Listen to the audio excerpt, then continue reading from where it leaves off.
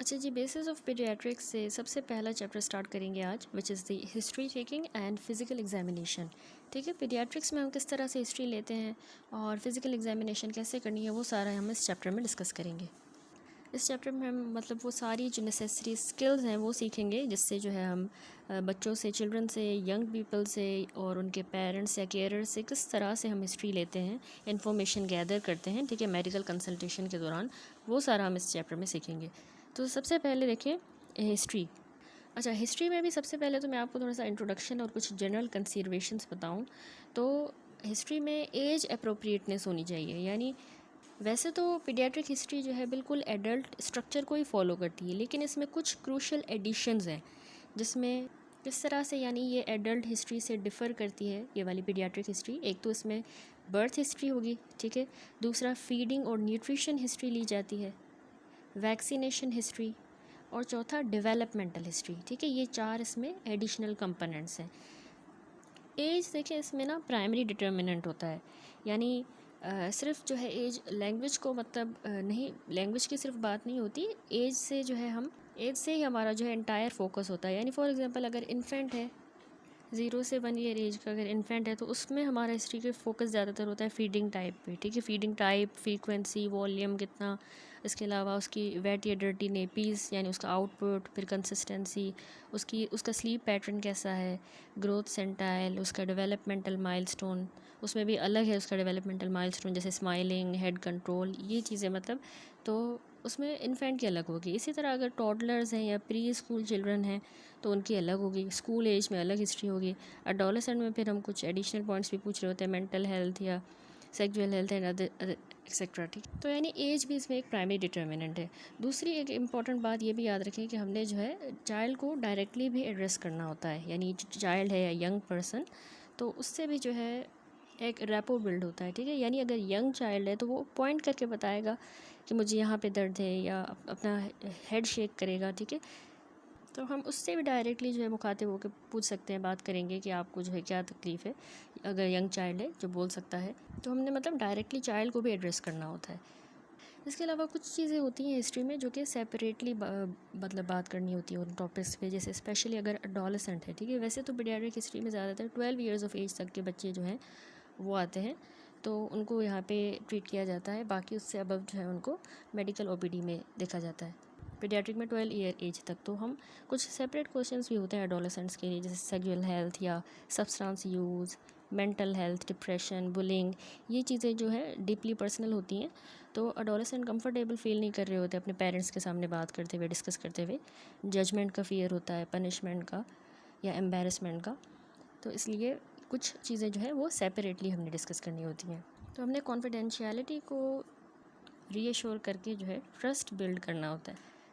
और एक और इम्पॉर्टेंट बात ये भी याद रखें पीडियाट्रिक हिस्ट्री में कि नेवर डिसमिस व्हाट पेरेंट्स और केयरर से। ठीक है, जो उसका पेरेंट या केयरर है बच्चे का, वो जो कह रहा है उस बात को आपने कभी भी नज़रअंदाज नहीं करना। ठीक है, यानी ऑब्वियसली पेरेंट्स ने या उसके केयरर्स ने वो चीज़ें बच्चे में नोटिस की हैं, वो सटल से चेंजेस जो अगर क्लिनिशियन अगर फ़र्स्ट टाइम बच्चे को देख रहा है तो ऑब्वियसली वो तो मिस कर सकता है। तो पेरेंट्स जो बात बता रहे हैं उन्हें ज़्यादा पता है अपने बच्चे के बारे में, चाइल्ड के बारे में, तो वो जो भी कंप्लेन कह रहे हैं, बता रहे हैं, उसको हमने कभी भी डिसमिस नहीं करना, वरना इससे डायग्नोस्टिक डिले हो सकता है और वैसे भी ये एथिकली अनसाउंड है। ठीक है, तो ये सारी कुछ जनरल कंसिडरेशंस थी जो आपने जहन में रखनी है। अच्छा, उसके बाद जो है कंसल्टेशन ओपनिंग में सबसे पहले तो हमने स्टैंडर्ड ऑफ प्रोफेशनल एटिकेट जो है वो मेंटेन करना है कि हमने हैंड वॉश करना है, हैंड हाइजीन होनी चाहिए, अपना इंट्रोडक्शन करवाना है। ठीक है, आइडेंटिटी कंफर्म करनी है, और उसका चाइल्ड का जो है उस केयरर के साथ या पेरेंट्स जो भी है उसके साथ रिलेशनशिप क्या है वो इस्टेब्लिश करना है। उसको पूरा हम प्रोसेस एक्सप्लेन करेंगे और कंसेंट लेंगे। ठीक है, ये कुछ इंपॉर्टेंट पॉइंट्स हो गए। अब यहाँ पर इसने सबसे पहले जो बताया है कि हिस्ट्री में बाकी तो एडल्ट्स की तरह सेम हिस्ट्री होती है, बस ये चार चीज़ें एडिशनल होती हैं: बर्थ हिस्ट्री, फीडिंग या nutrition history, vaccination history and developmental history. तो कॉमनली देखें हिस्ट्री जो है हम मदर से ही ले रहे होते हैं, लेकिन कुछ रेलेवेंट पॉइंट्स मैंने आपको बताया कि हम ओल्डर, अगर बड़ा बच्चा है, ओल्डर चाइल्ड है, तो उससे भी वो कुछ रेलेवेंट पॉइंट्स हम डायरेक्टली पूछ सकते हैं। Always listen to mother's complaint, do not interrupt, यानी हमने उनको बोलने का मौका देना है, वो एक्सप्लेन करें जो भी मसला है उनको बोलने देना है, खामोशी से सुनना है और उसको इंटरप्ट नहीं करना, ठीक है, before asking the relevant questions. पहले अच्छी तरह हमेशा हिस्ट्री का यही उसूल होता है कि पहले आपने क्वेश्चनिंग नहीं करनी, पहले आपने उनको बोलना है कि आप डिटेल में मसले के बारे में बताएं, ठीक है। उसमें उस दौरान इंटरप्ट नहीं करना, क्वेश्चनिंग नहीं करनी। फ़र्स्ट ऑफ़ ऑल हम अपने आप को भी इंट्रोड्यूस करवाएंगे पेशेंट के साथ या अटेंडेंट के साथ, ठीक है, कि हम कौन है, ठीक है, डॉक्टर हैं, क्या करना चाह रहे हैं, और कंसेंट वगैरह लेंगे। Do not keep looking at your watch. आपने बार बार अपनी घड़ी की तरफ नहीं देखना या नोट्स की तरफ नहीं देखना, आपने फुल अटेंशन देनी है, याद रखिए, मदर और चाइल्ड की तरफ जब वो आपको जो है कंप्लेंट बता रही हैं। तो नोट्स में देखना, हिस्ट्री लिखते जाना, इन चीज़ों को अवॉइड करना है। आपने पहले अच्छी तरह से उनकी हिस्ट्री लेनी है, उनको फुल अटेंशन पे करनी है, ठीक है, ये इंपॉर्टेंट होता है। अब हिस्ट्री के दौरान जो है आपने बच्चे की भी हर एक चीज़ को नोट करना है, देखते जाना है कि वो क्या कर रहा है, उसका रिएक्शन कैसा है, ठीक है, बच्चे को भी आप नोट कर रहे हैं। इसके अलावा आपने अब जो लिखनी है चीज़ें, उसमें नेम लिखेंगे, ठीक है, एज या फिर डेट ऑफ बर्थ लिख लें उस बच्चे की, sex of the patient, address of the parents etcetera, ये चीज़ें हमने रिकॉर्ड करनी है, ठीक है। अब इस तरह लिख लो कि पेशेंट नेम जो है वो आयशा और उसकी age 4 years, sex female, address आपने उसके पेरेंट्स का लिख देना है और साथ इन्फॉर्मेंट लिख लें, ठीक है। इन्फॉर्मेंट फॉर एग्जांपल अगर मदर उसकी प्राइमरी केयर गिवर है तो उस इन्फॉर्मेंट में आप लिख लें मदर, ठीक है। तो ये इसका पूरा इंट्रो हो गया। ये जनरल इंट्रोडक्शन के बाद अब आ जाता है अगला component which is the presenting complain, ठीक है। प्रेजेंटिंग कंप्लेन जो है और हिस्ट्री ऑफ प्रेजेंटिंग कंप्लेन, उसके बाद थर्ड कंपोनेंट होगा।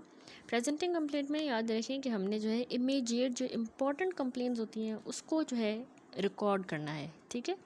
अब ज़्यादा अच्छा तो यही है कि आप पेशेंट को जो है उसकी जो भी कंप्लेन है उसकी तरफ आपने ज़्यादा अटेंशन देनी है, अपने नोट्स की तरफ ध्यान कम देना है और चीज़ें या तो याद रखें या शॉर्ट वर्ड्स आप लिख लें, फिर जो है आप अपनी हिस्ट्री कंपाइल कर लिया करें, क्योंकि पेशेंट को और चाइल्ड को भी अटेंशन देनी है हिस्ट्री लेते वक्त। तो आप वैसे जो भी पेशेंट बता रहा है वो आप शॉर्ट फॉर्म में लिख लें फ़िलहाल, ठीक है। अब प्रेजेंटिंग कंप्लेन में याद रखें कि हमने जो है इमीडिएट इंपॉर्टेंट कंप्लेंट्स लिखनी है जिसकी वजह से उस पेरेंट्स ने जो है मेडिकल एडवाइस की तरफ वो आए हैं, उन्होंने सीख की है, तो वो कंप्लेन आपने इसमें लिखनी है, ठीक है। चीफ कंप्लेन हम क्रोनोलॉजिकल ऑर्डर में हमेशा लिखते हैं, ठीक है। जो भी उसकी मेजर कंप्लेन है, चीफ कंप्लेन, वो क्रोनोलॉजिकल ऑर्डर में होगी, यानी जिसकी लॉन्गेस्ट ड्यूरेशन है, जिस चीज़ को 5 दिन हुए हैं वो पहले लिखेंगे, जिसको 2 दिन हुए हैं वो बाद में, इस तरह क्रोनोलॉजिकली लिखेंगे, ठीक है। तो लॉन्गेस्ट ड्यूरेशन वाली पहले लिखेंगे, शॉर्टेस्ट वाली फिर बाद में। फॉर एग्जांपल अगर लूज़ मोशन 15 डेज़ हैं तो पहली कंप्लेन क्रोनोलॉजिकल ऑर्डर में लूज़ मोशन होगी 15 डेज़, फिर वॉमिटिंग को 5 डेज़ हुए हैं, फीवर को 2 डेज़, ठीक है। ये होता है chronological order in the presenting complain. अब पेरेंट्स के ओन वर्ड्स जो हैं वही हमने यूज़ करने होते हैं, यानी हम इसको डायरिया नहीं लिखेंगे। अब पेरेंट ने कहा है लूज़ मोशन तो हमने वही उन्हीं वर्ड्स में जो है लिखनी होती है हिस्ट्री, लूज़ मोशन लिखेंगे, डायरिया नहीं लिखेंगे। अच्छा, अब इसमें एक बात मैं आपको बताऊं, प्रेजेंटिंग कंप्लेन में एक्चुअली हमने जो है वो ओपन क्वेश्चनिंग करनी होती है, यानी हम पेशेंट को कहेंगे कि आप इसमें फॉर एग्जांपल सपोज अगर कफ़ के साथ आए तो हम कहेंगे टेल मी मोर अबाउट कफ़, ठीक है, और ज़्यादा इसके बारे में बताएं, ताकि वो पेरेंट या जो चाइल्ड है वो उसको बताए कि वो कितना इंपॉर्टेंट उन्होंने परसीव किया है इस कंप्लेन को, ठीक है। अब इससे हम जब पूछेंगे कि आप इस मसले के बारे में और बताएं तो वो चीज़ें भी बताएंगे जो आपसे मिस हो सकती हैं, ठीक है, तो वो डिटेल में आपको पेरेंट बताएंगे। तो ओपन क्वेश्चनिंग करनी है। ये भी इम्पॉर्टेंट है कि हम इम्पैक्ट भी पूछें चाइल्ड और फैमिली पे, यानी जो डिज़ीज़ है या जितनी सिवियरिटी है, क्रोनिसिटी है उस मसले की, उसकी वजह से आपकी फ़ैमिली पे क्या अफेक्ट पड़ा है, बच्चे पे क्या अफेक्ट पड़ा है, क्या बच्चा खेल नहीं पाता, ठीक है, स्कूल नहीं जा रहा है इस वजह से इतना मसला है, या आप लोगों की जो फैमिली स्लीप डिप्राइव्ड है, इतनी कोई इतना सीरियस इशू अगर है, तो ये भी आपने पूछना है कि इम्पेक्ट क्या है चाइल्ड पे और फैमिली पे। अब आप जो है पेरेंट्स जो हैं वो काम काज पे नहीं जा पा रहे बच्चे की बीमारी की वजह से, तो मतलब बर्डन ऑफ इलनेस इससे पता चलेगा और फिर उस हिसाब से हम मैनेजमेंट को भी प्रायोरिटाइज़ करते हैं, ठीक है। तो हमने जो है प्रेजेंटिंग कंप्लेन में उसका इम्पैक्ट भी पूछना होता है, sorry history of presenting complain में, ठीक है। प्रेजेंटिंग कंप्लेन में हम बस जो मेन कंप्लेंट्स हैं वो लिखेंगे और पूछेंगे और क्रोनोलॉजिकल ऑर्डर में लिखेंगे, और फिर उनकी डिटेल्स जो है ना ये सारी के और इसके बारे में बताएं और उसका इम्पेक्ट क्या है चाइल्ड पे, फैमिली पे, ये चीज़ें हमने HOPC में लिखनी होती है, ठीक है। इसके अलावा फ़ोटोग्राफिक और वीडियो एविडेंस भी, जैसे सीजर्स अगर होते हैं मोस्ट कॉमनली उसमें सीजर्स या रैश अगर होती है तो उसमें हम कहते हैं कि आपके पास अगर ऐसा कोई वीडियो एविडेंस है, पेरेंट्स से हम पूछते हैं जिस टाइम पे इसको सीजर्स हुए हैं, तो वो भी आप जो है उनसे पूछ सकते हैं, ठीक है, कि जिस टाइम पे सीजर्स हुए थे तो आपने, आपके पास फ़ोटो या वीडियो आपने उसकी रिकॉर्ड की थी, तो उसका एविडेंस हो तो वो ज़्यादा हेल्पफुल होता है, तो वो भी हम HOPC में पूछते हैं। तो HOPC में अब यहाँ पर भी इसने यही कहा, it is the detailed description of chief complain, यानी उसी की हमने डिटेल्ड डिस्क्रिप्शन लिखनी है जिसमें ड्यूरेशन और उनका ऑर्डर ऑफ अपीयरेंस लिखना होता है, ठीक है। वही बात कि इसके बारे में थोड़ा सा और डिटेल में बताएं, जो इसको हुआ, कैसे हुआ ये मसला, वो सारी डिटेल लिखनी है। अच्छा, इसमें हिस्ट्री ऑफ प्रेजेंटिंग कंप्लेन में आप एक शॉर्ट फॉर्म याद रख रहे हैं, डॉप्सा, ठीक है। D से ड्यूरेशन, कब से है ये मसला, O से ऑनसेट, ग्रेजुअल था, सडन, P से ये डिज़ीज़ प्रोग्रेसिव है, बढ़ती जा रही है, सिवियरिटी कितनी है, और A से एग्रेवेटिंग, इसके रिलीविंग फैक्टर्स क्या है। तो डॉप्सा जो है नमूने का आप HOPC में पूछेंगे पूरा, ड्यूरेशन वगैरह ये सारी चीज़ें। अब उसकी जो है ना पेशेंट लास्ट टाइम जो है कितना वेल था, वो भी आपने इंक्वायर करना है कि पहले बिल्कुल ठीक था, क्या मसला था इस बीमारी से पहले, ठीक है। There should be a daily documentation of events leading up to the present time including signs and symptoms and treatment if any, ठीक है। यानी आपने आखिरी बार पूछा कि बिल्कुल ठीक आखिरी बार कब था, और उसके बाद जो है तब से उसको क्या साइंस हो रहे हैं, क्या सिम्टम्स हो रहे हैं उस वक्त से, और क्या क्या ट्रीटमेंट लिया, कहाँ से इलाज करवाया, वो सारी चीज़ें जो है डिटेल, फुल कंप्लीट डिटेल आपने HOPC में लेनी होती है, ठीक है।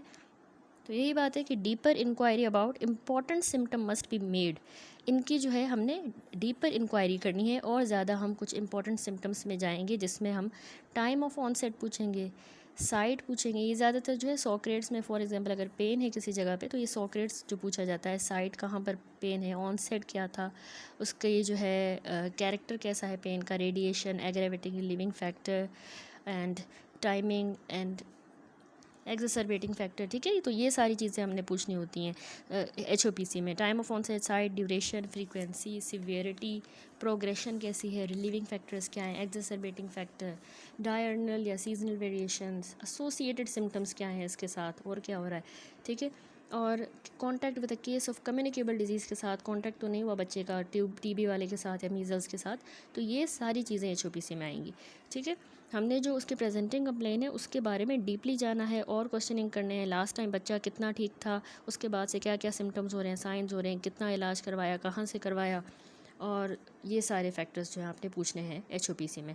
अगर सिम्टम्स जो है वो पॉइंट कर रहे हैं to a disturbance in a particular organ system, आपको लग रहा है कि GIT से रिलेटेड मसला है, सपोज लूज मोशन वाला केस है, तो आप ऑर्गन सिस्टम की तरफ पॉइंट हुआ तो आपने उससे रिलेटेड बाकी भी क्वेश्चनिंग यहाँ पे HOPC में कर सकते हैं। कि फिर अब कॉन्स्टिपेशन मतलब अगर लूज़ मोशन है तो उसके साथ एब्डोमिनल पेन है या नहीं है, ब्लड तो नहीं आता मोशन में, ये सारे जो है उसी सिस्टम से रिलेटेड क्वेश्चंस भी करेंगे, ठीक है।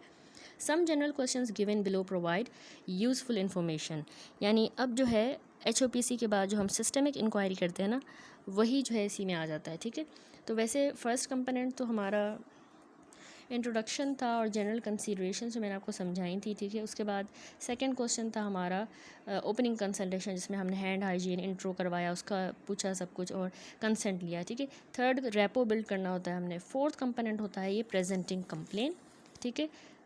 फिफ्थ कंपोनेंट होता है HOPC, ठीक है, हिस्ट्री ऑफ प्रेजेंटिंग कंप्लेंट हमारा फिफ्थ कंपोनेंट।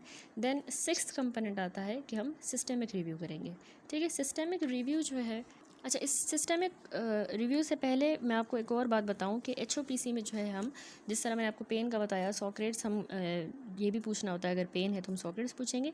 एक और बात, हम आइस जो है ना, आइडियाज़, कंसर्न एंड एक्सपेक्टेशंस, ये भी बहुत एक क्रिटिकल कंपोनेंट होता है, ठीक है, जिसमें हम फैमिली का पर्सपेक्टिव जो है वो अंडरस्टैंड करते हैं, वो कितने परेशान हैं, ठीक है, उनके मतलब आइडिया हमने पूछना है। यानी आप मतलब पेरेंट्स से पूछेंगे आप क्या समझते हैं कि क्या मसला हुआ है, ठीक है, क्या चल रहा है इसके साथ भी, बच्चे के साथ, तो ये आइडियाज़ हमने पूछा। उसके अलावा कंसर्न, यानी कि आप जो है किस वजह से जो है इसमें परेशान है, यानी आपको क्या फ़ियर है इसमें कि इससे स्कूल मिस हो रहा है या कोई सीरियस डायग्नोसिस हो सकती है या डिफ़िकल्ट ट्रीटमेंट हो सकता है, ठीक है। तो इससे मतलब हम रैपो भी बिल्ड कर रहे हैं और ट्रस्ट जो है वो बिल्ड कर रहे हैं, ठीक है। तो आइडियाज़, कंसर्न्स हमने पूछे, और एक्सपेक्टेशन, यानी आप क्या एक्सपेक्ट कर रही हैं इस विज़िट के बाद, जो है क्या होप करती हैं, तो यानी प्रिस्क्रिप्शन मिले, डायग्नोसिस, रीएश्योरेंस या रेफरल, तो बहुत सारी एक्सपेक्टेशंस हो सकती हैं। तो ये तीन चीज़ें भी आपने पूछनी होती हैं HOPC में, आइडियाज़, कंसर्न्स एंड एक्सपेक्टेशंस, ठीक है। इसके बाद लास्ट HOPC आप ख़त्म ऐसे करते हो, उसको समराइज़ करते हो। एक्चुअली एक्टिव लिसनिंग के लिए और अंडरस्टैंडिंग को कंफर्म करने के लिए हम इसको समराइज़ करते हैं, ताकि मिसकम्युनिकेशन जो है वो मिनिमाइज़ हो। जो भी उसने मसला बताया वो आपने समराइज़ करना है, ठीक है। अब अगले कंपोनेंट पे, सिक्स्थ कंपोनेंट पे चलते हैं, which is the systemic review. अब इमीडिएट कंप्लेन के अलावा ये जो सिस्टेमिक रिव्यू है ना, इसमें हम जो है बाकी बॉडी सिस्टम्स के लिए भी स्क्रीन कर रहे होते हैं। तो इसमें एक तो फीडिंग एंड टॉयलेटिंग भी एडिशनल आ जाता है, जिसमें पीडियाट्रिक्स में ये स्पेशली होता है, यानी बच्चे की ग्रोथ और डेवलपमेंट पे क्योंकि उसका इम्पेक्ट पड़ता है, तो इसलिए हमने फीडिंग एंड टॉयलेटिंग भी पूछना होता है, ठीक है। और इसमें वेरियस हेल्थ इश्यूज़ की तरफ भी जो है वो इंडिकेट कर सकता है, तो हम फीडिंग एंड टॉयलेटिंग से रिलेटेड पूछेंगे, क्योंकि ये बहुत ही सेंसिटिव इंडिकेटर्स होते हैं पीडियाट्रिक हेल्थ के, ठीक है। फीडिंग में जैसे अगर इसके एपेटाइट चेंज हुई है, वॉल्यूम या टाइप ऑफ फूड, यानी सॉलिड्स को रिफ्यूज़ कर रहा है, सिर्फ मिल्क ड्रिंक कर रहा है, ठीक है, या इसको डिफ़िकल्टी है फीडिंग, तो उसमें कोई सिस्टेमिक इलनेस इंडिकेट हो सकती है, ठीक है। जीआई का प्रॉब्लम हो सकता है, कोई न्यूरोलॉजिकल इशू हो सकता है, इवन बच्चे के निगलेक्शन की वजह से भी हो सकता है। तो इसीलिए हमने फीडिंग पे भी ज़्यादा फोकस करना होता है, ठीक है। हमने प्रिसाइज डिटेल्स भी लेनी है कि अगर वो फार्मूला मिल्क यूज़ कर रहा है तो कौन सा टाइप आप उसको दे रही हैं, कितने फ्रीक्वेंटली, कितना वॉल्यूम, ठीक है। इससे हम इनटेक जो है कैलकुलेट करते हैं और एडिक्वेट न्यूट्रिशन का पता चलता है, ठीक है। दूसरा जो टॉयलेटिंग है, उसमें हम यूरिन आउटपुट और बॉवल हैबिट्स देखेंगे। यूरिन आउटपुट में यानी अगर वो कम नैपीज़ उसकी वेट हो रही हैं इन्फेंट की या यंग चिल्ड्रन की, तो ये कार्डिनल साइन होता है डिहाइड्रेशन का, ठीक है। तो अगर हमें फ्रीक्वेंसी जो है फ्रीक्वेंसी में चेंज मिलता है, या पेन है, डिसयूरिया है, स्मेल या अनयूजुअल स्मेल है, या कलर है, तो ये यूटीआई को इंडिकेट कर सकता है, ठीक है। तो टॉयलेटिंग में यूरिन आउटपुट भी है, बॉवल हैबिट भी, यानी डायरिया है तो डायरिया में फिर फर्दर पूछेंगे फ्रीक्वेंसी कितनी, कंसिस्टेंसी, ब्लड है, म्यूकस है। अगर कॉन्स्टिपेशन है तो उसकी फ्रीक्वेंसी, एफर्ट, उसमें स्टूल की कंसिस्टेंसी, एब्डोमिनल पेन, ठीक है। ये सारी वैसे कॉमन पीडियाट्रिक प्रेजेंटेशंस होती हैं। तो नॉर्मल जो बॉवल हैबिट्स हैं वैसे एज के लिहाज से भी वेरी करती हैं, तो इनको अंडरस्टैंड करना भी जो है के उनका नॉर्मल क्या है वो भी बहुत ज़रूरी है, ठीक है। तो सिस्टेमिक में फीडिंग एंड टॉयलेटिंग आपने नहीं भूलना। इसके अलावा बाकी चीज़ें भी हमने इसमें कवर करनी होती हैं, जैसे cardiovascular system, respiratory, gastrointestinal, genito urinary, neurological, ये सारे तो इसमें मेंशन है। इसके अलावा ईएनटी, मस्कुलोस्केलेटल और डर्माटोलॉजिकल सिस्टम्स भी हमने सिस्टेमिक रिव्यू में पूछने हैं, ठीक है। ये सारा हो गया सिस्टेमिक रिव्यू। अब इसको थोड़ा सा एलेबोरेट करती हूँ मैं। सिस्टेमिक रिव्यू में जनरल में हम एक तो फीडिंग एंड टॉयलेटिंग हो गया, दूसरा हमने उसका वेट लॉस पूछना है, ठीक है। वेट लॉस कितना हुआ है माँ ने अगर नोटिस किया, और एपेटाइट बचेगी, ठीक है, वो फीडिंग में भी आ गया। अब कार्डियोवास्कुलर सिस्टम पे आ जाए। कार्डियोवास्कुलर में आपने उससे पूछना है कि एक्सर्शन पे इसको शॉर्टनेस ऑफ ब्रेथ होता है, ठीक है। और शॉर्टनेस ऑफ ब्रेथ अगर है तो क्या वो फीडिंग के टाइम पे शॉर्टनेस ऑफ ब्रेथ होता है, या फीडिंग के टाइम पे स्वेटिंग तो नहीं होती, ठीक है। ये कार्डियोवास्कुलर रिलेटेड सिम्टम्स हैं, ठीक है। और सीवीएस की डिजीज़ में हम देखेंगे कि ये सारे सिम्टम्स क्यों होते हैं, फीडिंग के टाइम पे स्वेटिंग या शॉर्टनेस ऑफ ब्रेथ, ये डिफरेंट डिजीज़ हैं, कंजेनिटल एंड वो सारा हम उन रेलिवेंट चैप्टर्स में देखेंगे। तो ये चीज़ें कार्डियोवास्कुलर में लाजमी पूछनी है। Shortness of breath on exertion, या सांस फूलना फीडिंग के दौरान, या स्वेटिंग तो नहीं होती फीडिंग के दौरान, और साइनोटिक स्पेल्स तो नहीं आते, यानी ब्लू एपिसोड, बच्चा बिल्कुल ब्लू हो जाता है, ठीक है। स्क्वेटिंग, चेस्ट पेन का पूछना है, या पाल्पिटेशंस तो नहीं होती, वैसे रेयर है। बेहोश तो नहीं हो गया, सिनकपी, ठीक है, फेंटिंग, सिनकपी, साइनोसिस पूछेंगे, इडीमा भी, ठीक है। ये सारे सिम्टम्स आते हैं कार्डियोवास्कुलर सिस्टम से रिलेटेड, जो हमने पीडियाट्रिक हिस्ट्री में पूछने हैं। उसके बाद है रेस्पायरेटरी सिस्टम, ठीक है। रेस्पायरेटरी सिस्टम से रिलेटेड क्वेश्चन आपने सोर थ्रोट पूछना है, ठीक है। बच्चे का गला तो नहीं है ख़राब, कान में तो दर्द नहीं है, और खांसी तो नहीं है, कफ़ स्पेशली रात के टाइम पे खांसी या एक्सरसाइज से रिलेटेड, फिर उसमें भी अगर है तो प्रोडक्टिव है या ड्राई कफ़ है, ठीक है। उसमें डिटेल में जाएंगे कफ़ में कि रात के टाइम पे होती है, एक्सरसाइज से है, या ड्राई है, प्रोडक्टिव है। वीजिंग का पूछेंगे, अगर है तो नॉक्टर्नल है या एक्सरसाइज इंड्यूस्ड है, ठीक है। तो रेस्पायरेटरी में वीजिंग भी पूछा, कफ़, एयर एक, सोर थ्रोट। अब चेस्ट इन्फेक्शंस की फ्रीक्वेंसी पूछनी है, ठीक है, कब इसको जो है फ्रीक्वेंट चेस्ट इन्फेक्शंस होते हैं, और एस्पायरेशन की हिस्ट्री तो नहीं है, एंड हेमोप्टाइसिस की, ठीक है, blood in the coughing up of the blood, यानी हेमोप्टाइसिस तो नहीं होती, ये रेस्पायरेटरी रिलेटेड। फिर गैस्ट्रोइंटेस्टाइनल सिस्टम में हम एब्डोमिनल पेन का पूछते हैं कि इसको पेट में तो दर्द नहीं है, उल्टी तो नहीं होती इसको, ठीक है, जॉन्डिस तो नहीं हुआ, ठीक है, यरकान, और डायरिया, कॉन्स्टिपेशन का पूछेंगे, स्टूल में ब्लड तो नहीं आता। ये जीआई रिलेटेड सिम्टम्स हो गए। अब सीएनएस में क्या पूछना है हमने,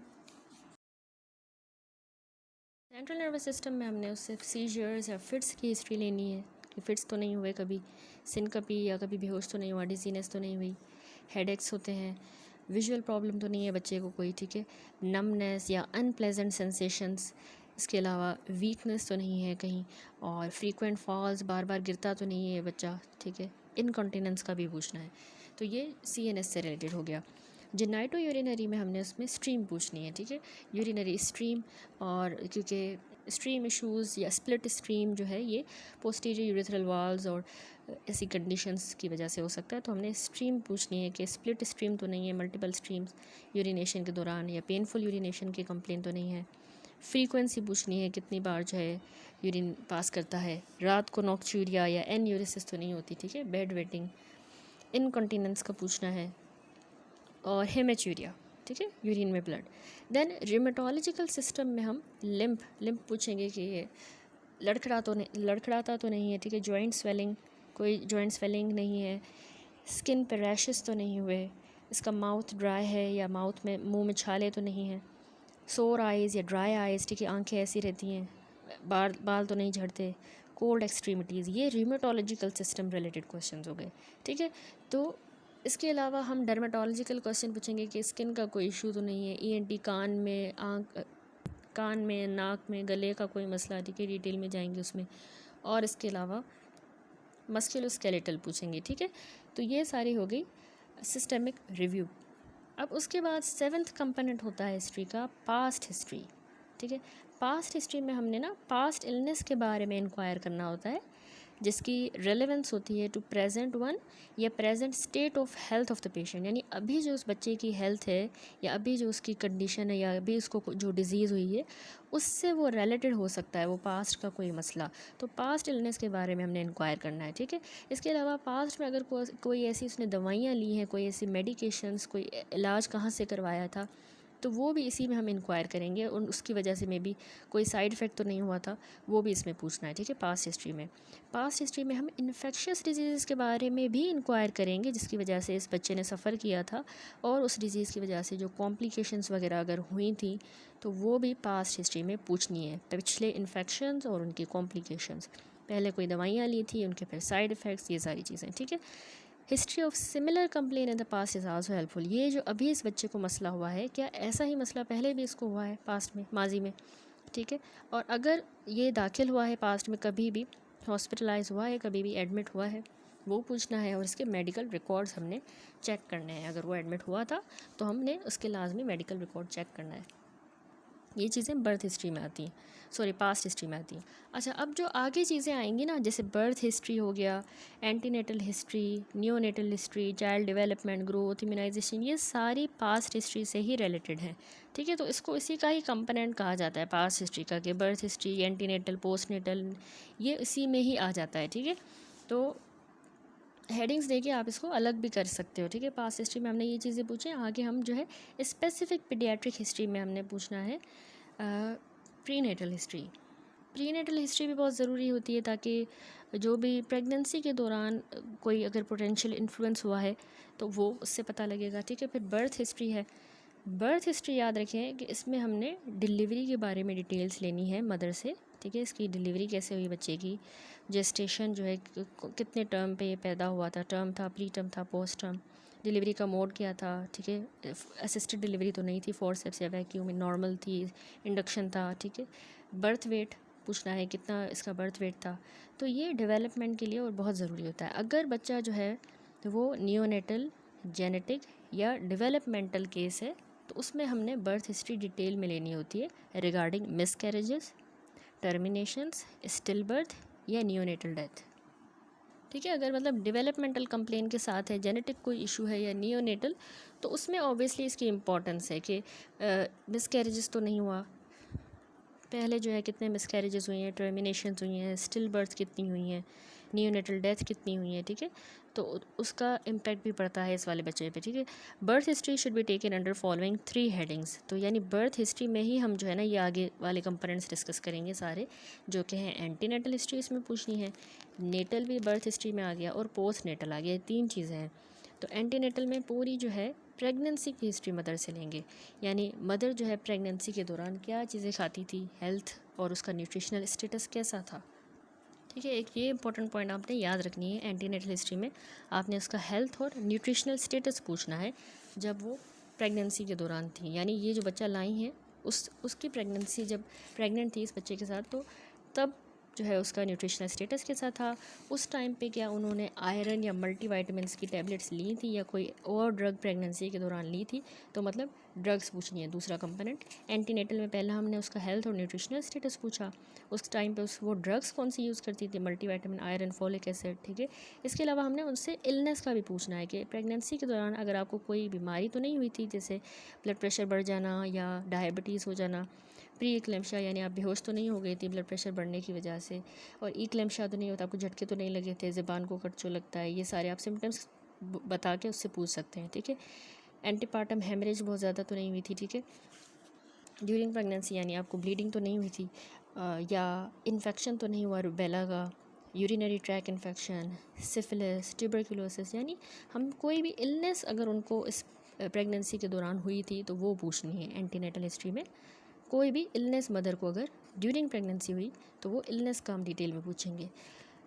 इसके अलावा हमने रेडिएशन का ज़रूर पूछना है, यानी जब एंटीनेटल हिस्ट्री में ही हम पूछेंगे कि आपको फर्स्ट ट्राइमेस्टर के दौरान रेडिएशन से एक्सपोजर तो नहीं हुआ, मतलब कोई फ्रैक्चर वगैरह हुआ हो जिसके लिए आपने एक्सरे करवाया हो, या कोई भी इशू जिसके वजह से रेडियोथेरेपी या रेडिएशन से एक्सपोजर हुआ हो, वो पूछेंगे। ठीक है, और लास्ट में जो है एंटीनेटल में हमने पास्ट ऑब्स्टेट्रिक हिस्ट्री ज़रूर पूछनी है, यानी इस बच्चे से पहले जो प्रीवियस आपकी प्रेगनेंसीज़ हैं उसमें कोई प्रॉब्लम तो नहीं हुआ था, उसमें स्टिल बर्थ या मिसकैरेजेस हुए थे, उन बच्चों का बर्थ वेट कितना था, पहले आपके कितने बच्चे हैं, कैसे बॉर्न हुए थे, प्री मेच्योर तो नहीं थे, और ब्लड ट्रांसफ्यूजन्स तो नहीं लगी थी आपको। तो मतलब लास्ट कंपोनेंट है पास्ट ऑब्स्टेट्रिक हिस्ट्री, यानी हम जो बर्थ हिस्ट्री ले रहे हैं उसमें हमने जो एंटीनेटल हिस्ट्री ली है उसमें हम हेल्थ और उसकी न्यूट्रिशनल स्टेटस पूछ रहे हैं, वो ड्रग्स कौन सी लेती थी, कोई इलनेस तो नहीं हुई थी, रेडिएशन से एक्सपोजर, और पास्ट ऑब्स्टेट्रिक हिस्ट्री। ये हो गया एंटीनेटल हिस्ट्री यानी history of pregnancy.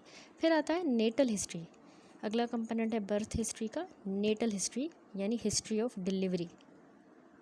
Natal history में हमने सबसे पहले यही पूछना है कि आपकी जो ये डिलीवरी है इस बच्ची की, ये कहाँ पर हुई थी, घर पे हुई थी या हॉस्पिटल में हुई थी। ठीक है, यानी where was the delivery conducted, ये पूछना है। ठीक है, और इसके अलावा आपने पूछना है कि ये वो डिलीवरी की किसने थी, मिडवाइफ ने की थी या ट्रेंड हेल्थ विजिटर थी या फिर डॉक्टर थी।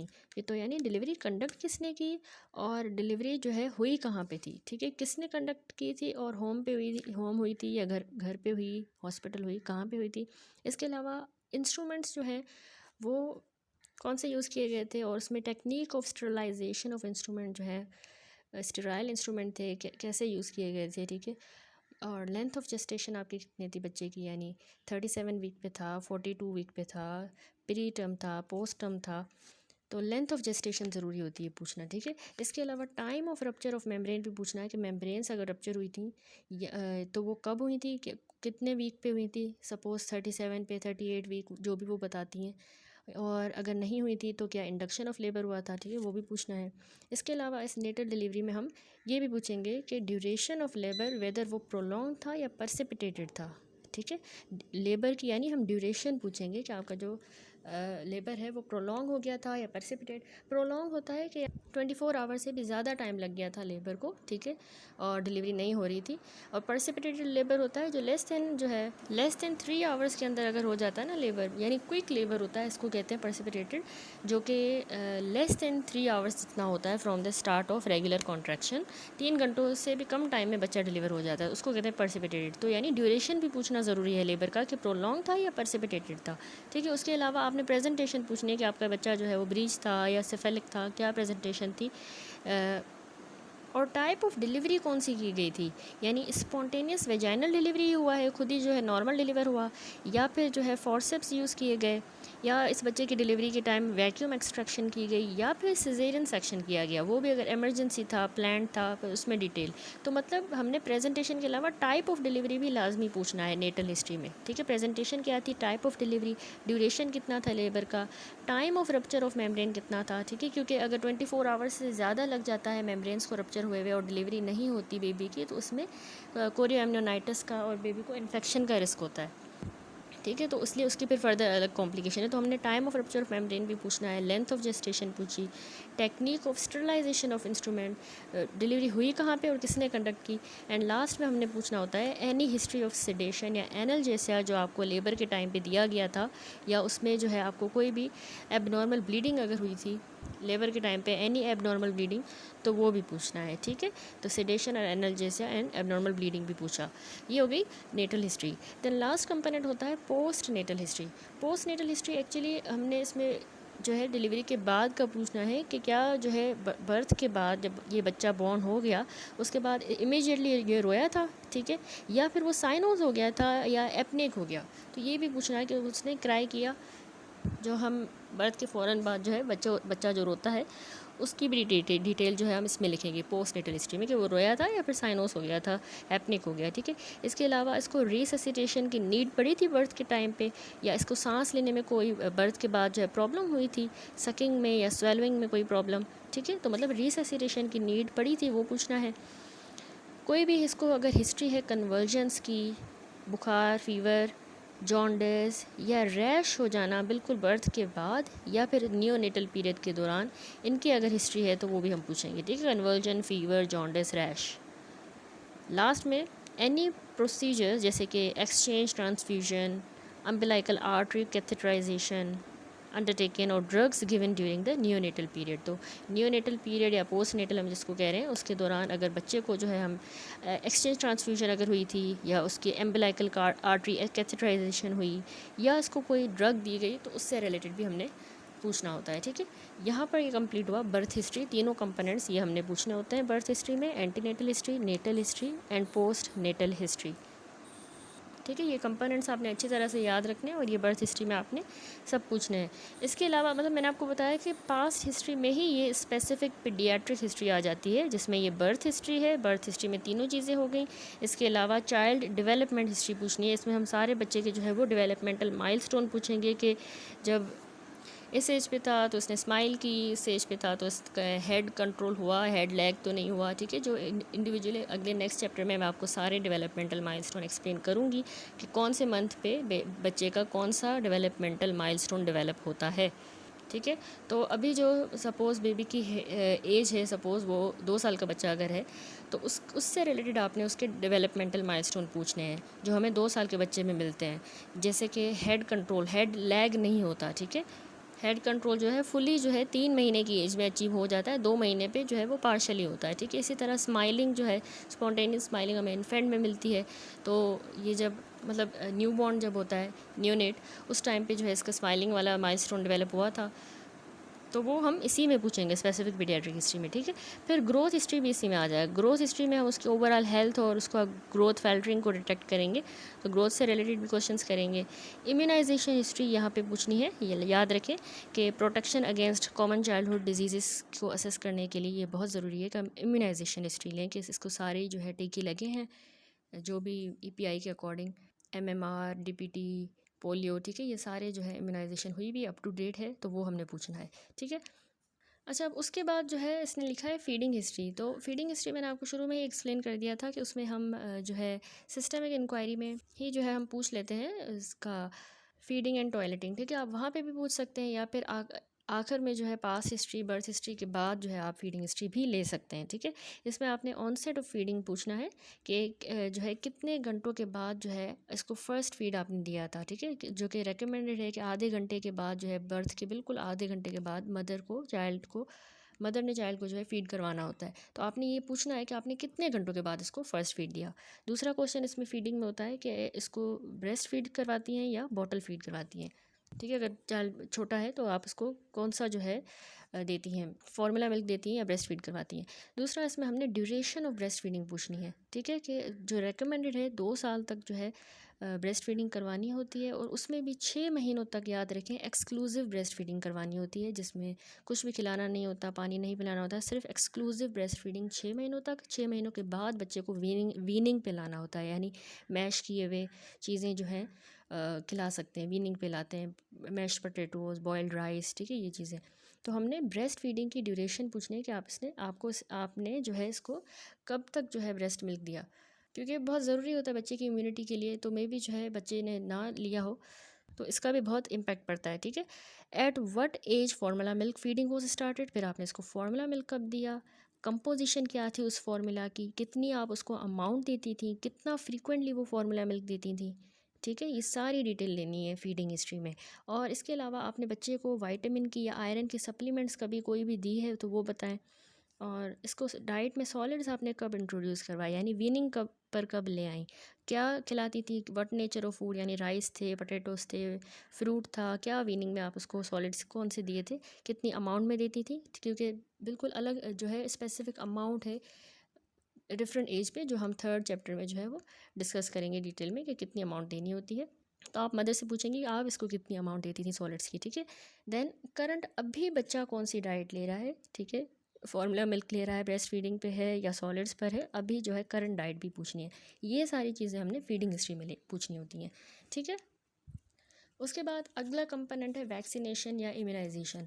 तो यहाँ पर मैंने आपसे स्पेसिफिक पीडियाट्रिक हिस्ट्री में मैंने आपको बताया कि इम्यूनाइजेशन हम पूछते हैं, वही बात इसने लिखी है कि वैक्सीनेशन या इम्यूनाइजेशन हिस्ट्री में हम पूछेंगे कि टाइप ऑफ वैक्सीनेशन इसको कौन सी दी गई है, ठीक है, कौन सी एज पे इसकी वैक्सीनेशन स्टार्ट हुई। ईपीआई के अकॉर्डिंग कुछ टीके जो हैं बर्थ के टाइम पे लगते हैं, फिर जो है कुछ 6 वीक पे, देन 10 वीक, फिर 14 वीक, फिर 9 मंथ, और फिर जो है 14 मंथ, ठीक है, डिफरेंट एज पे लगते हैं। तो हमने ये भी पूछना है कि इसकी वैक्सीनेशन कौन सी एज पे स्टार्ट हुई, ठीक है, कितने डोज इसको दिए गए हैं, और उन डोजेस का कोई साइड इफ़ेक्ट हुआ था इस बच्चे को, ठीक है। ये बहुत इंपॉर्टेंट है कि हम जो है एब्सोल्यूट और रिलेटिव कॉन्ट्रा इंडिकेशंस जो है हमें पता होनी चाहिए वैक्सीनेशंस की। तो जो 3rd चैप्टर है इम्यूनाइजेशन वाला, उसमें मैंने सारा एक्सप्लेन किया है कि कौन सी वैक्सीन की कौन सी एब्सोल्यूट और कौन सी रिलेटिव कॉन्ट्रा इंडिकेशन है, ठीक है, उसमें हम देखेंगे। तो आपको ये बातें पता होनी चाहिए। तो आपने वैक्सीनेशन में बस पूछना है कि कौन सी वैक्सीनेशन दी गई, कौन सी उम्र से स्टार्ट की गई, कितने डोजेस दिए गए हैं, और उनका कोई साइड इफ़ेक्ट हुआ, ठीक है। फिर डेवलपमेंटल हिस्ट्री आती है, ये मैंने आपको बताया कि हमने इसमें डेवलपमेंटल माइलस्टोन पूछना है, ठीक है। ये सारी स्पेसिफिक पीडियाट्रिक हिस्ट्री के ही कंपोनेंट है।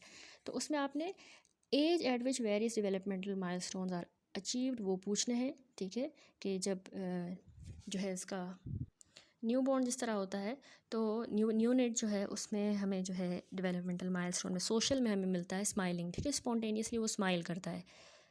इसी तरह 7 महीने की एज के बाद जो है बच्चे को फियर ऑफ स्ट्रेंजर्स डेवलप होता है, ठीक है, वरना वैसे उससे पहले वो हर किसी के साथ फ्रेंडली होता है। 7 मंथ की एज के बाद वो जो है खौफ महसूस करता है। तो ये डिफरेंट डेवलपमेंटल माइलस्टोन है कि कौन सी एज पे क्या उसकी डेवलपमेंट हुई, जो मैंने पूरा आपको 2nd चैप्टर में एक्सप्लेन किए हैं, ठीक है, वो आपने याद करना है अच्छी तरह से, क्योंकि हिस्ट्री में हमने ये डेवलपमेंटल माइलस्टोन्स पूछने होते हैं, ठीक है, कि वो नॉर्मली जिस एज पे होता है डेवलप, तो क्या इस बच्चे में डेवलपमेंट हुई थी इस चीज़ की, ठीक है, इस एज पे ये जो है चलना सीखा, इस एज पे जो है खड़ा हुआ, 3 मंथ की एज पे जो है इसने ट्राई साइकिल चलाना शुरू की।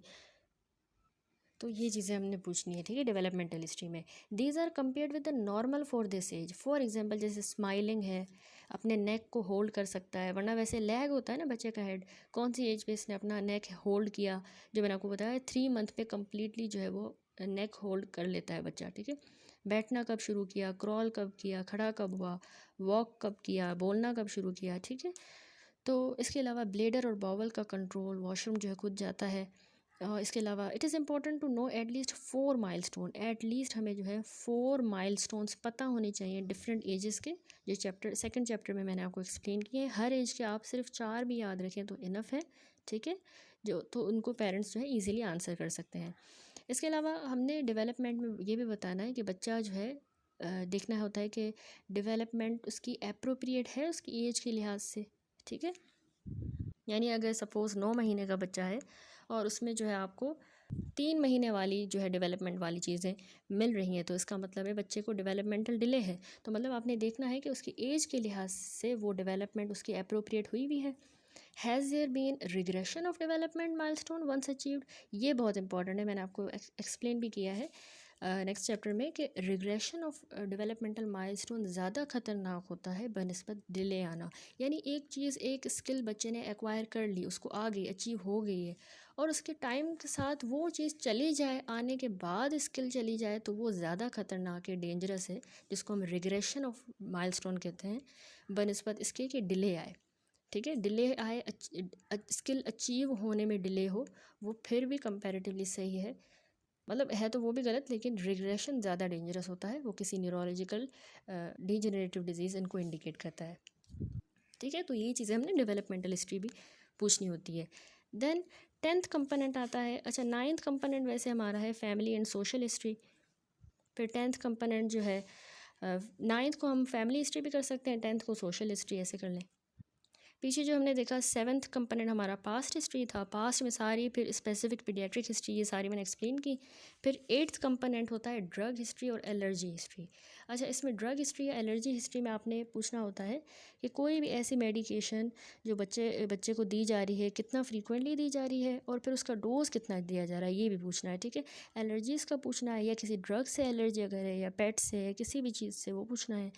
नियोनेट या जो ब्रेस्ट फेड बेबीज़ होते हैं, उनमें मैटरनल ड्रग हिस्ट्री भी बहुत ज़रूरी है। जो न्यू बॉर्न है ना, नियोनेट है या अभी ब्रेस्ट फीडिंग पे है बच्चा, तो उसमें आपने मदर की भी एलर्जी हिस्ट्री लेनी है, या मदर की ड्रग हिस्ट्री लेनी है, कि क्योंकि वो माँ जब बच्चे को जो है ब्रेस्ट फीड करवाती हैं, तो ऑब्वियसली मदर जो भी ड्रग्स ले रही हैं वो ब्रेस्ट मिल्क में बेबी में भी पास हो रही होती है, तो इसीलिए माँ जो भी दवाइयाँ ले रही हैं वो हमने ज़रूर पूछनी होती है ड्रग हिस्ट्री में। ठीक है, 8th कंपोनेंट हो गया ड्रग हिस्ट्री या एंड एलर्जी हिस्ट्री। फिर 9th कंपोनेंट है फैमिली हिस्ट्री। फैमिली हिस्ट्री में हम जो है जीनोग्राम या फैमिली ट्री पूछ सकते हैं, उसमें फिर जो है कज़न मैरिजेस का भी पता चलेगा, और बच्चे को अगर कज़न मैरिजेस से जो डिजीज़ होती हैं उसका कितना रिस्क है, वो सारा हमें इंडिकेट होगा। ठीक है, तो इसमें हमने सबसे पहले तो फैमिली हिस्ट्री में पेरेंट्स की एजेस पूछनी है। ठीक है, आपकी जो है कितनी उम्र है, अभी जो है पेरेंट्स की क्या उम्र है, और कितने साल हो गए हैं उनको शादी को। ठीक है, कज़न मैरिज है या नहीं है। इसी तरह अगर बच्चे को कोई ऐसी डिज़ीज़ है, यानी इस बच्चे को जिसको पेरेंट्स लेके आए हैं, इस बच्चे के बहन भाइयों को या उसके पेरेंट्स को ऐसी डिज़ीज़ है, सपोज़ सीलिएक डिज़ीज़ है, क्योंकि फैमिलीज़ में होती है, तो हम मतलब पूछेंगे कि ऐसी बीमारी इसके बहन भाइयों को या आप लोगों में से किसी को है। ठीक है, पेरेंट्स को। देन फैमिली में हमने एजुकेशन और ऑक्यूपेशन क्या है पेरेंट्स की, उनकी इनकम कितनी है। ठीक है, नंबर ऑफ़ सिबलिंग्स इनके कितने हैं, यानी उस बच्चे के सिबलिंग्स कितने हैं, एज रेंज कितनी है, उनकी एजेस कितनी हैं, फैमिली मेम्बर्स कितने रहते हैं घर में, और सेम कमरे में या सेम घर में कितने मेम्बर्स रहते हैं। किसी भी डिज़ीज़ की फैमिली हिस्ट्री तो नहीं है, यानी आपकी फैमिलीज़ में है हाइपरटेंशन या डायबिटीज़ मेलाइटिस, ट्यूबरकुलोसिस जैसी बीमारियां हैं। इसके अलावा फैमिली में हमने टाइप ऑफ नेबरहुड भी पूछना होता है, वाटर सप्लाई कौन सा, पानी कौन सा यूज़ किया जा रहा है, अरेंजमेंट फॉर रिफ्यूज़ डिस्पोजल, कचरा वगैरह कहाँ फेंकते हैं। ठीक है, घर में कोई पालतू जानवर, कोई भी pet. Detailed family history is needed in the case of chromosomal. ठीक है, अगर क्रोमोसोमल इशू लग रहा है आपको, बच्चे में हेरिडिटरी इशू लग रहा है, या इन्फेक्शियस डिजीज़ लग रहा है, तो उसमें हमेशा हमने डिटेल ये फैमिली हिस्ट्री लेनी होती है। ठीक है, ये सारे कंपोनेंट्स आप फैमिली हिस्ट्री के याद रखिएगा कि फ़ैमिली में उनकी एजेस, उनकी मैरिज को कितना टाइम हुआ है, कज़न मैरिज है, उनकी एजुकेशन, ऑक्यूपेशन, इनकम, उनमें उनको कोई बीमारी या उनके बाकी बच्चों को बीमारी, कितने मेंबर्स हैं घर में, पानी कौन सा पीते हैं, घर कौन सा है, पेट्स हैं, और नेबरहुड कैसा है, कचरा कहाँ फेंकते हैं, ये सारी चीज़ें हम फैमिली हिस्ट्री में पूछेंगे। देन 10th कंपोनेंट आता है सोशल हिस्ट्री। ठीक है, सोशल हिस्ट्री या स्कूलिंग हिस्ट्री भी हम इसको कह सकते हैं। इसमें एक्चुअली हम जो है चाइल्ड के इन्वायरमेंट को समझ पाएंगे। ठीक है, इसमें सोशल हिस्ट्री में, और उस इन्वायरमेंट का उस बच्चे की हेल्थ पर क्या इम्पैक्ट है, यानी उसकी लिविंग सिचुएशन का, प्ले, स्कूल, पेरेंटल स्मोकिंग, अगर पेरेंट्स स्मोकिंग करते हैं। ठीक है, सोशल सर्विसेज इन्वॉल्वमेंट, ये सारी चीज़ें बच्चे की हेल्थ पर क्या इम्पैक्ट पड़ता है। ठीक है, ये बहुत क्रिटिकल है, हमने इसमें पूछना होता है। तो इसमें हमने सबसे पहले तो स्कूल का नेम भी हम पूछेंगे। ठीक है, बच्चा कौन से स्कूल में पढ़ता है, कौन सी क्लास में है, पढ़ाई में इसको कोई मसला तो नहीं है, इसकी कैसी प्रोग्रेस है पढ़ाई में। ठीक है, और एनी स्पेशल नीड या सपोर्ट की ज़रूरत तो नहीं है इसको, स्कूल अटेंडेंस ये मिस तो नहीं कर रहा अपनी बीमारी की वजह से, मतलब इसके स्कूल डेज़ मिस तो नहीं होते, छुट्टी तो नहीं करनी पड़ती, ठीक है। इसके अलावा हम इसके बाकी बच्चों के साथ भी बिहेवियर और रिलेशंस पूछेंगे, क्योंकि बहुत सी डिजीज़ हैं जिसमें बच्चे का बिहेवियर अफेक्ट होता है, जैसे ऑटिज़म स्पेक्ट्रम डिसऑर्डर्स हैं, तो उसमें जो है बच्चा चिड़चिड़ा सा और चिल्लाना और अटेंशन ना होना, इसी तरह attention deficit hyper active disorders हैं। तो इसलिए हमने बाकी बच्चों के साथ उसका क्या बिहेवियर है, रिलेशन है, और क्लास फेलोज़ के साथ, फ्रेंड्स के साथ, ये सारी चीज़ें हमने इस स्कूलिंग हिस्ट्री या सोशल हिस्ट्री में पूछनी है, ठीक है। देन ये हो गया हमारा 10th कंपोनेंट। उसके बाद 11th कंपोनेंट जो है वो एडोलेसेंट्स के लिए होता है, इसका आप निमोनिक याद रख लें, हेडिस, ठीक है, हेड्स फ्रेमवर्क, ठीक है। हेड्स फ्रेमवर्क जो है ये एडोलेसेंट्स के लिए है, इसमें एक्चुअली ये स्पेशलाइज्ड और extremely important psycho social assessment tool होता है, यंग बच्चों में जो है हम ये करते हैं। इसमें एक्चुअली सेंसिटिव एरियाज़ कवर होते हैं जो हम ओपनली डिस्कस नहीं कर पाते, जैसे home, education, employment, eating activities, drugs, alcohol, sexual activity, suicide, self harm, ये सारी चीज़ें जो हैं हम इसमें डिस्कस करते हैं, ठीक है। तो इसमें हमेशा कॉन्फिडेंशियलिटी की ज़रूरत होती है, ठीक है। एक्चुअली इसका जो हेड्स, इसका निमोनिक जो है ना, जो ये हम ले रहे हैं एडोलेसेंट में, डीप हिस्ट्री सेंसिटिव एरियाज़ को कवर कर रहे हैं, तो हेड्स इसका निमोनिक है। एच से होम, ठीक है, होम में वो सेफ्टी, इसकी स्टेबिलिटी, इसके रिलेशनशिप। ई से एजुकेशन, एम्प्लॉयमेंट, वहाँ पर बुली तो नहीं हो रहा, ठीक है, और परफॉर्मेंस कैसी है, फ्यूचर प्लान्स। ई से ईटिंग भी है, ठीक है, बॉडी इमेज उसकी, कोई इसको डिसऑर्डर्ड ईटिंग तो नहीं है, न्यूट्रिशन। ए से हम एक्टिविटीज़ देखेंगे, ठीक है, इसके इंटरेस्ट। एंड डी से जो है इसमें ड्रग्स आ गई, alcohol, sexual activity, sexuality, gender identity, ठीक है, ये चीज़ें आ गई एस से। देन अगला जो 3 एस हैं, ठीक है, इसमें एस से फिर सुसाइड और सेल्फ हार्म, यानी उसका मूड, डिप्रेशन, एनजाइटी, ये सारी चीज़ें असेस करेंगे। एस से सेफ्टी, तो उसमें अब्यूज़, कोई किसी भी किस्म का physical, emotional, sexual abuse, neglect का शिकार तो नहीं है, वायलेंस का, तो वो एस से। और ये लास्ट एस हो गया, ठीक है। तो अडोलेसेंट केयर में जो है हम कॉन्फिडेंशियलिटी को जो है मेंटेन करते हुए बच्चे को जो हमारी ड्यूटी है कि हम उसको हार्म से प्रोटेक्ट करें, ठीक है। ये अडोलेसेंट केयर में आता है, तो हम ये अडोलेसेंट से जो है डीप क्वेश्चन इससे रिलेटेड कर सकते हैं। एंड लास्ट है 12th क्लोजिंग कंसल्टेशन, ठीक है। अब कंसल्टेशन को क्लोज करना है, जिसमें हम समराइज़ करेंगे, फैमिली को जो है थैंक करेंगे, ठीक है, थैंक यू करेंगे, एंड अगेन हाइजीन, ठीक है, दैट्स इट। तो यहाँ पर कंप्लीट होती है हिस्ट्री, पीडियाट्रिक हिस्ट्री, किस तरह से हमने लेनी है डिटेल में मैंने आपको सारा एक्सप्लेन किया। अब जो है मैं आपको एक टेम्पलेट दिखा देती हूँ हिस्ट्री का, कि किस तरह से जो है आप ये लेते हैं पीडियाट्रिक हिस्ट्री, लिखनी किस तरह होती है आपने, और प्रेजेंट तो हम जो है सेंटेंस बना के जो है प्रेजेंट करेंगे। तो ये देखिए एक केस है पीडियाट्रिक हिस्ट्री का, जिसमें सबसे पहले आप जो है ये जनरल इंट्रो ही लिखते हो, नेम, एज, सेक्स, एड्रेस क्या है, ठीक है, और इन्फॉर्मेंट जैसे मदर, उसकी जो है अगर मदर लेके आई है तो वो प्राइमरी केयर गिवर है, ठीक है, ये हो गया इसका इंट्रो। फिर आपने जो सबसे पहले प्रेजेंटिंग कंप्लेन लिखनी होती है, चीफ कंप्लेन, वो मैंने आपको बताया कि आप क्रोनोलॉजिकल ऑर्डर में लिखते हो। जो सबसे पुरानी कंप्लेन है, जैसे 7 दिन हो गए हैं, वो पहले लिखनी है। तो 7 दिनों से डायरिया, 4 दिनों से वॉमिटिंग, 2 दिनों से फीवर है, ठीक है, ये प्रेजेंटिंग कंप्लेन। अब हिस्ट्री ऑफ प्रेजेंटिंग इलनेस जो है, उसमें हमने इन सब कंपोनेंट्स को डीपली इलेबोरेट करना होता है। यहाँ पर दोस्तों सिर्फ बुलेट पॉइंट में इस तरह लिखा है, ठीक है, आपने जो है इसको डीपली लिखना होता है हर एक चीज़ को।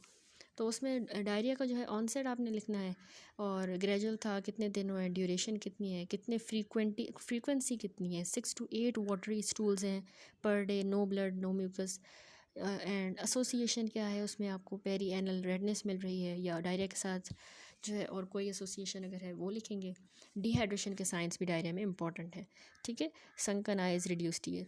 फिर अगला कंपोनेंट जो वॉमिटिंग है, वॉमिटिंग की फिर टाइमिंग पूछनी है कि फीडिंग के बाद हो रही है वॉमिटिंग, कितने एपिसोड्स हो रहे हैं, बिलस है, नॉन बिलस, क्वांटिटी भी उसमें फिर लिखनी है, कंटेंट लिखना है कि पार्शली डाइजेस्टेड है, ऑर्डर भी लिखते हैं वॉमिटिंग का, ठीक है।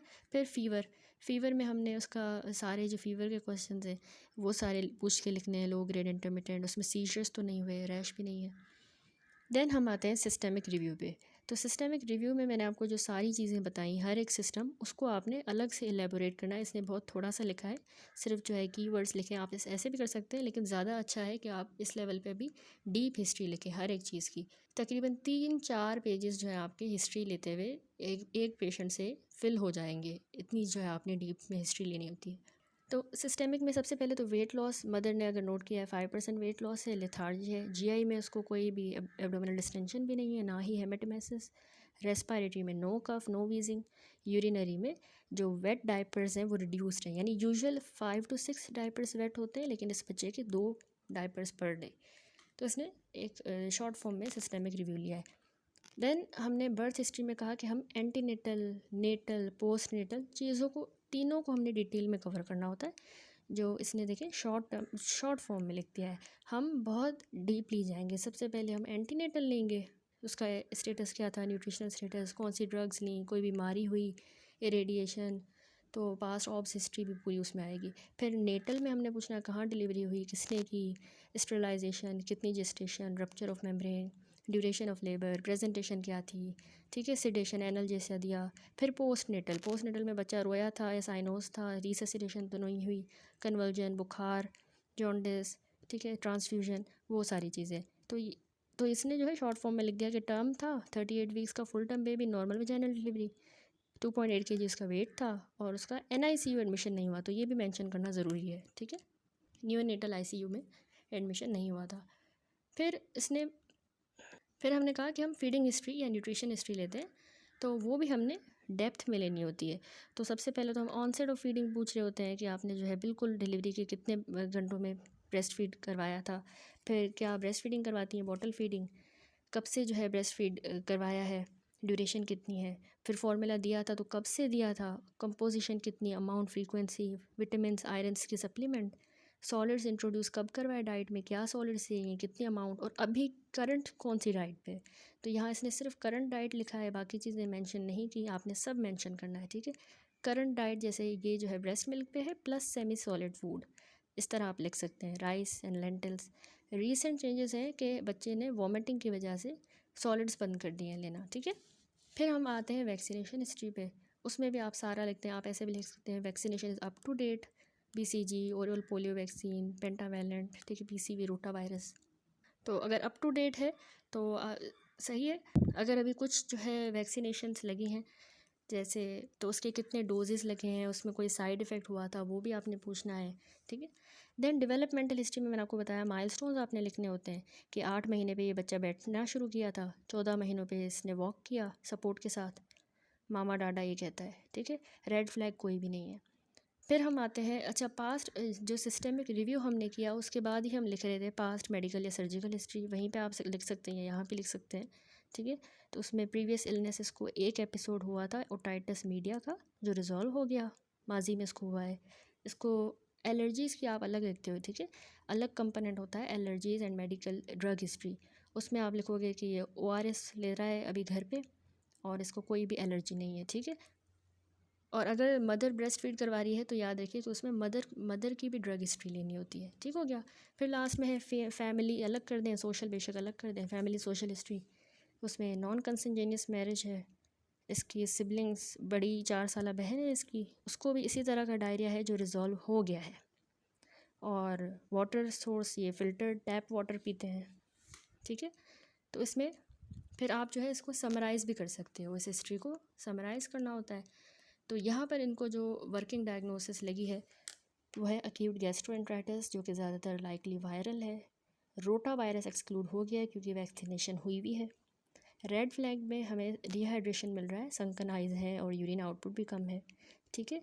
तो अगला स्टेप ऑब्वियसली हमारा फिजिकल एग्जामिनेशन है, हम हाइड्रेशन स्टेटस देखेंगे, एब्डोमिनल पाल्पेशन, लैब्स करवाएंगे और फिर अगला प्लान होगा, ठीक है। तो ये सारा जो है फॉर्मेट है, इस तरह से हमने हिस्ट्री लेनी होती है पीडियाट्रिक्स की और इसको प्रेजेंट करना होता है, ठीक है। That's it. इंशाल्लाह नेक्स्ट वीडियो से जो है अगला टॉपिक स्टार्ट करेंगे which is the physical examination.